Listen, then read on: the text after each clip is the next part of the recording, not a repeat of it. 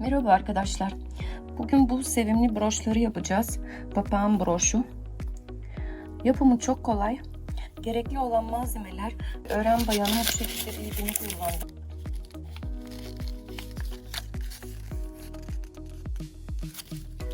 Ve ayrıca böyle simli ipler kullandım. Mor rengi, kırmızı ve sarı rengi kullandım. Şimdiki öreceğimiz örgüde de onları kullanacağız. Aynı şekilde onların da simli iplerini kullandım. Bunu istiyorsanız simli ip kullanmadan da yapabilirsiniz. Çok kalın ip tercih ederseniz kuşlarınızın boyutu biraz büyük olacak. Ben biraz daha kibar olmasını istedim. Gerekli malzemeler başka kuşların gözü için boncuk ve kanatları ve kuyruğu örmedim. Onları böyle bu parlak eva kağıtlarından kullandım. Şablon çıkartıyoruz ve onları üzerine yapıştırma yapıyoruz. Daha janjanlı, daha şık bir görüntü olmasını istedim. Broş şeklinde bu şekilde hazırlıyorum onları. Ve çok da beğenilen bir model. Sene içerisinde sürekli satışlarını yapıyorum bu motiflerin. İsterseniz yapımına geçelim. Renk dağılımını istediğiniz şekilde yapabilirsiniz. Ben şu anda öreceğimiz motifin baş kısmını kırmızı tonlarla yapmak istiyorum. Sihirli halkamızı oluşturuyoruz ve bir sabitledik. Şimdi üzerine 6 sık iğne yapacağız.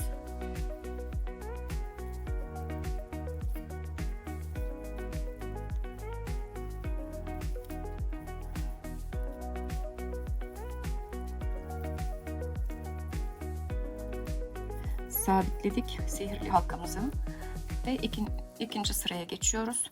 Burada her ilmeğe çift batacağız. Yani toplamda 12 tane sık ilmeğimiz olacak.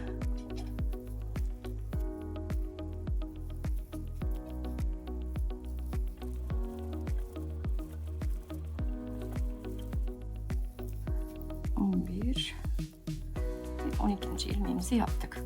Şimdi hiç arttırma eksiltme yapmadan 12 ilmek 3 sıra boyunca öreceğiz.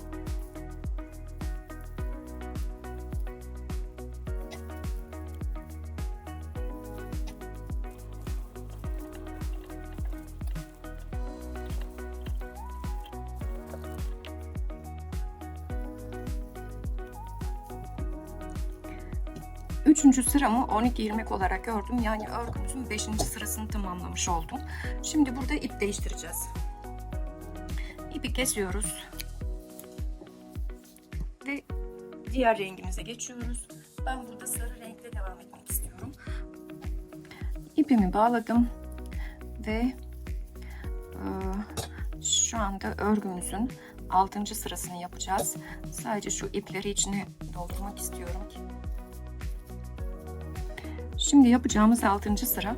6. sırada da hiç eksiltme, çoğaltma yapmadan 12 ilmek olarak devam edeceğiz.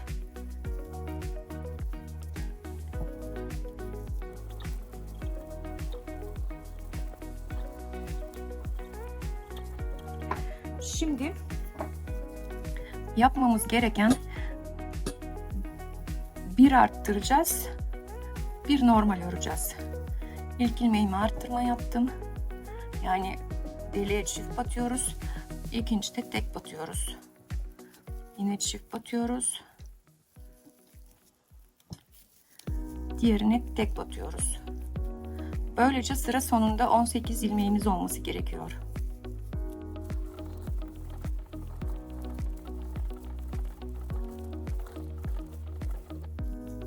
Evet, sıra sonuna geldim. Şimdi 8. sıramızı yapıyoruz. Her ilmeğe tek batacağız.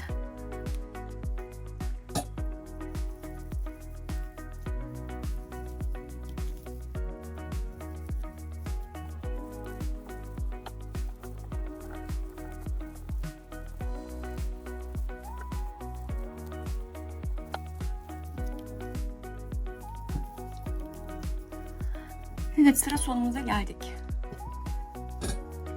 Şimdi 9. sıramızı öreceğiz. 9. sıramıza başlarken eksiltme ile başlıyoruz. Dış loblardan birer tane alıyoruz 2 ilmekten ve bir eksiltme yapıyoruz. Sonra 7 ilmek 1 2 3 4, 5, 6, 7 ilmek sonra bir çoğaltma yapıyoruz.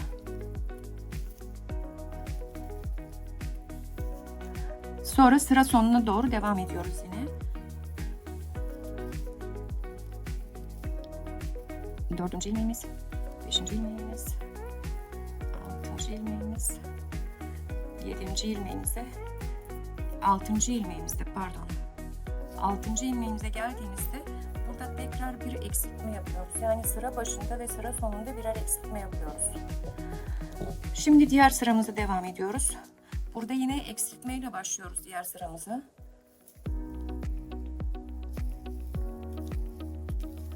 Ve örüyoruz. 1 sık iğne, 2, 3, 4, 5 sık iğne yaptıktan sonra şimdi burada 2 arttırma yapacağız. Yani 1, 2 battık bir ilmeğe, yanındaki ilmeğe yine çiftli batıyoruz. Arttırma yapmış olduk böylece. Ve devam ediyoruz yine. Normal sık iğne ile sıra sonuna kadar. 2, 6'yı, 7'yi de ördük. Ve burada yine eksiltme yapıyoruz. Bundan sonra yapacağımız eksiltmeler sadece tek olacak. Şu ana kadar sıranın başında ve sıranın sonunda eksiltme yaptık. Tamam. Şimdi burada ipimi değiştirmek istiyorum. Diğer renge geçmek istiyorum. Burada mor kullanacağım. İpimi değiştirdim. Biraz önce de dediğim gibi artık burada çoğaltma yapmayacağız. Sadece kuşun göbek kısmının altında eksiltme yapacağız. Biraz önce biz yaptığımız eksiltmemizi eksiltmemizi. O yüzden normal örgüyle devam ediyoruz. Burada normal örgümüzü sıra sonuna kadar sık iğne olarak devam ediyoruz.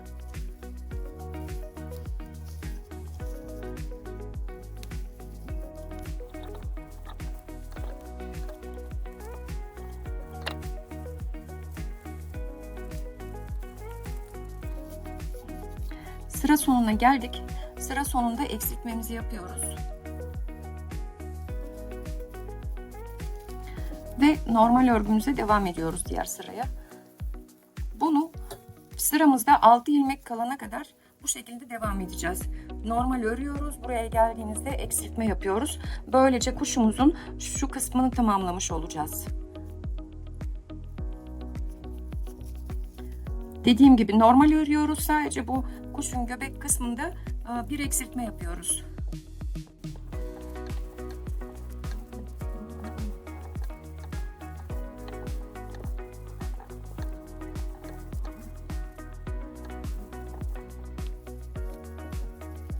Son azaltmamı yaptım ve son sıramı örüyorum artık arkadaşlar.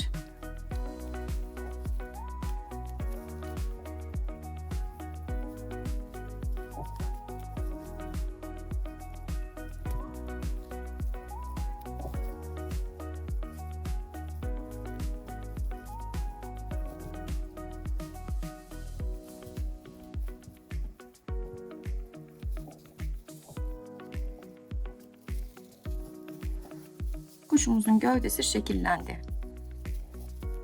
Son sıramızı iki taraftan da tutturarak kapatıyorum. 3 ilmekte tamamlıyorum burayı. Bir ilmek sabitleyip ipimizi kesiyorum. Kuşumuzun gövdesi hazır. Şu ipi yürütelim.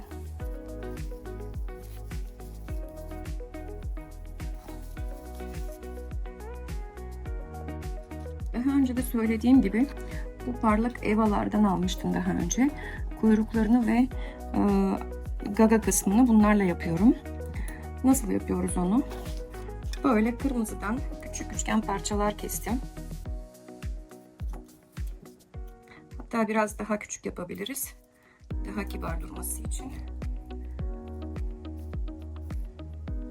Şöyle üçgen parçalarımız, bunlar gaga için. Kuşun kanadı için böyle şablon oluşturdum kendimce. Yani bunun boyutu ne kadar? Şöyle iki parmak kadar geliyor. Böyle bir şablon siz de oluşturabilirsiniz. Burada mor ip kullandığım için mor renkle yapmak istiyorum. Yani fark ettiyseniz burada kuşların kanatlarını farklı şekilde yapmışım. Bittiğinde böyle bu şekilde durmasını istiyorum böyle. Demek şablonu böyle bu şekilde yerleştirmem gerekiyor. Böyle ölçümü alıyorum ve kalemle bir tane çizeceğim şimdi.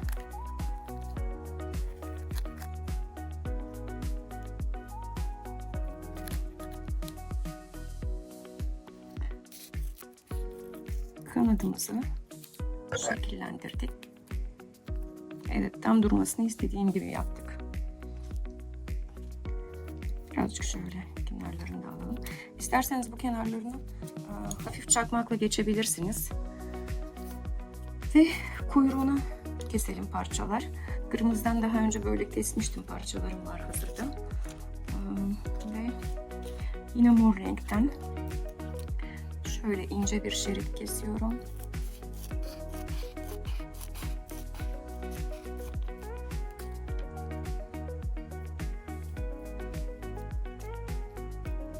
Yaklaşık 3-4 santim uzunluğunda. Göz için boncuk da gerekecek. Şimdi önce gagayı oluşturmak istiyorum.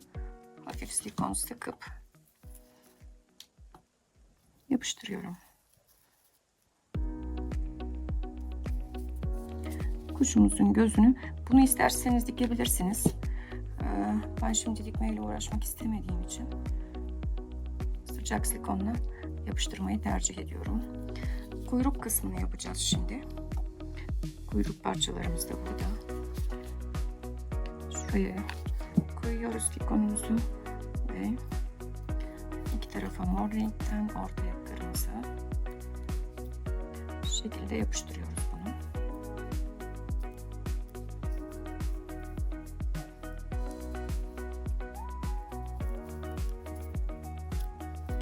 Tamam. Şimdi kanadımı yapıştırmak istiyorum. Böyle bu şekilde.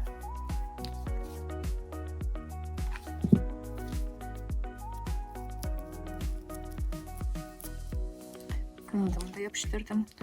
Kuyruğu istediğiniz uzunlukta bırakabilirsiniz. Ben bazılarını böyle bu şekilde yapmışım. Bazılarını böyle bu şekilde yapmışım. İstediğiniz şekilde şekillendirebilirsiniz kuyruğu.